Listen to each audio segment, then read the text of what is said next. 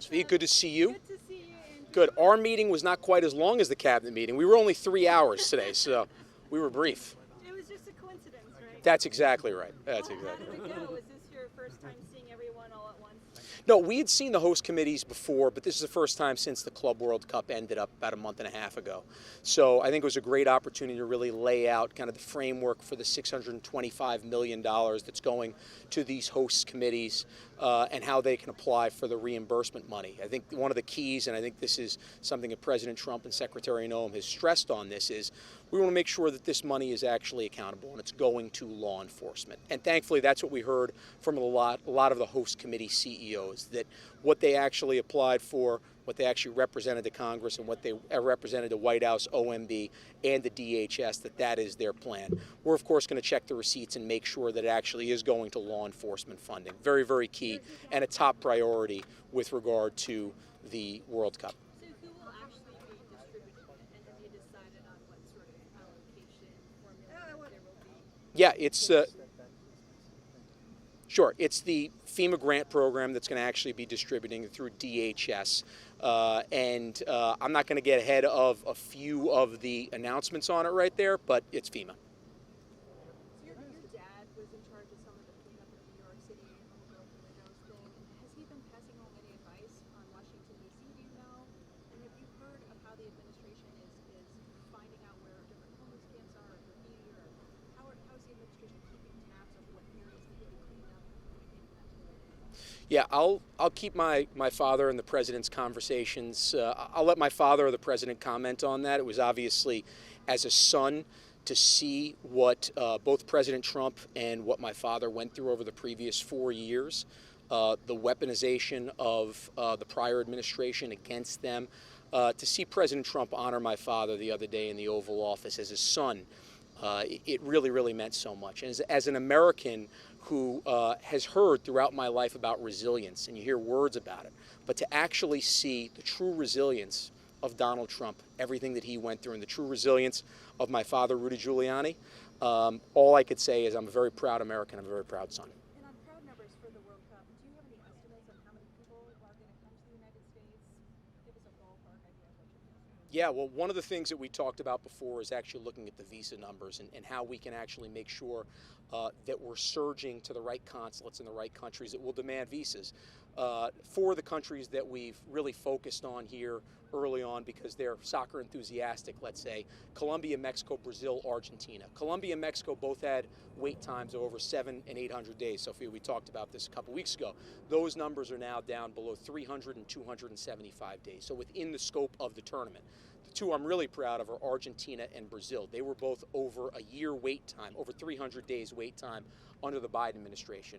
Both Argentina and Brazil, the defending champion and the country that's won more World Cups than anywhere else, is less than a month if you apply for your visa to get a decision. Again, it doesn't mean that everybody's going to get a yes. What it does mean is there's going to be a decision with regard to anybody that does apply. Do you expect the World Cup to be a big? Well, they have to qualify, and frankly, I should know. I think it's 13 teams that have qualified up until this point. I know the United States and Argentina, Canada, and Mexico have qualified. I'm not sure if the South Koreans have qualified yet or not, but I know that I know that they're strong, and I think there's a good chance that they will qualify. But I've got to, you know what? I've been so focused on the safety and security side of it. I've got to go look and see actually what the standings are for the qualifications. You've given me a good reminder today. Do you expect the World Cup to be a big event in terms of sports diplomacy? How many foreign leaders do you expect to be here? President Trump mentioned President Putin coming, possibly coming over the other day. Could you speak about this? Yeah, well, you'll have 48 countries come here. So I expect the world leaders of those 48 countries to come maybe to their opening games, depending on it. There's a lot that will happen over the next 289 days from a geopolitical standpoint that will probably affect some of that.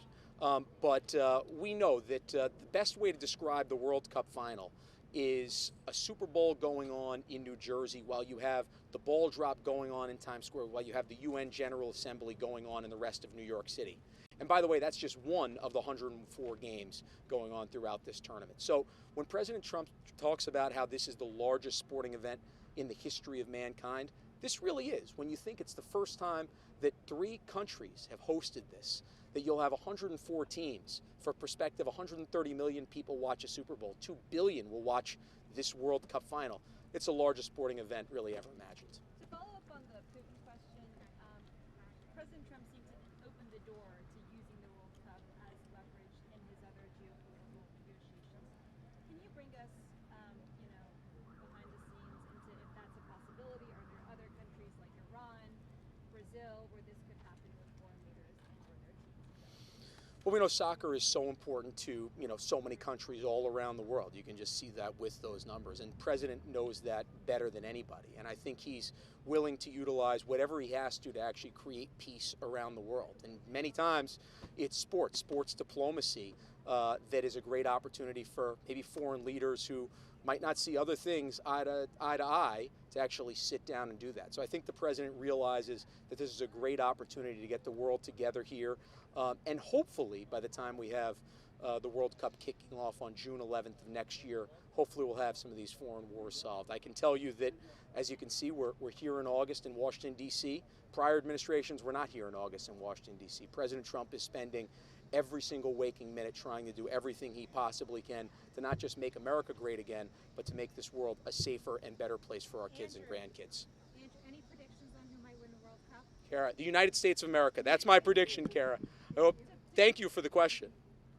To go back to the security funding that you discussed with the host cities, have you heard any concerns that the $625 million might not be enough? Because, across 11 cities, that's what, tens of millions of dollars, but the cost of hosting the World Cup could range from 150 to 200 million per city.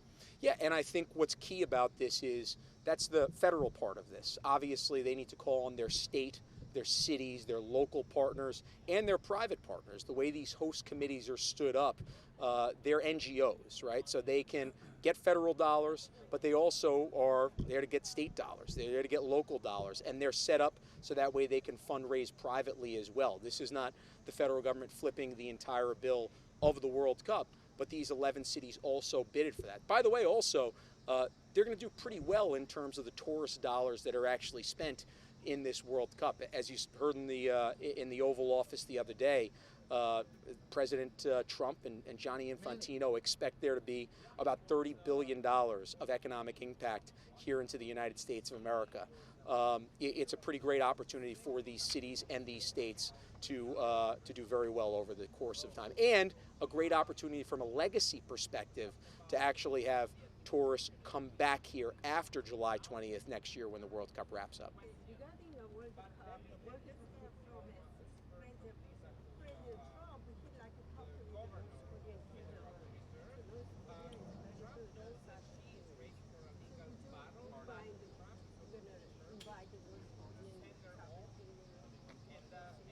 I haven't been apprised to any of the conversations between President Trump and Kim Jong-un, so I'm not going to get ahead of my chairman and the president on that. I'll let him make any announcements that may or may not be forthcoming.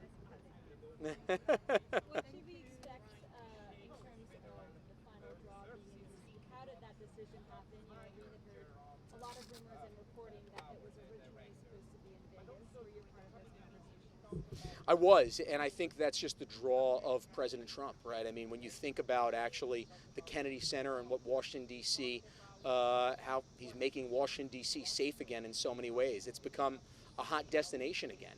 And what better way to start off this World Cup than here in our nation's capital with Donald Trump at the draw on December 5th of this year. So there definitely were conversations about it being in Las Vegas, being in Washington, D.C., and I think just the fact that the Kennedy Center refurbishment and President Trump leading the way here at the Kennedy Center, I think it was kind of the selling point to FIFA to, hey, this is a great way to actually open up our U.S. World Cup journey. Thank you. Of course. Thank you very much. Appreciate it. Everybody have a good day. What month they started? July 11th to June 11th to July 19th of next year. So you'll have 40 days there. Starts July 11th, final in New York, New Jersey on July 19th. So awesome. Thank you very much. Appreciate it. Thank you.